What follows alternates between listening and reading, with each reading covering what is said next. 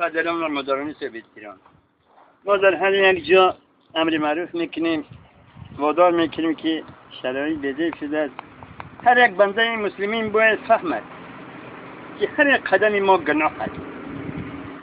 چخونی که میگویند جوانان زیایان آینده ملت است، اکثر زیایان حاضر در تاکید میکنیم که بچه های جون تپروس نکشه، ناس نکشه، اتمرد بشه، بنگ بزن، افیون بزن، آنه گیر بزن، ککایی ملیخوان بزن، تو نامرد هستی برم ناس میخری همون پیوه غدا رو شکمت برم که دیگه قبلی ساقرم آره میمری سپیش زنی کنیک پنجیم آرز کزن که یک تبینه بگه مرد است.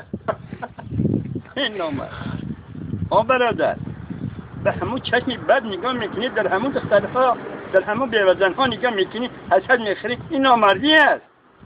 میتونه خفیدگی تا فوز مانده گویده میگی وقتی مرد هستی نامردی نکن.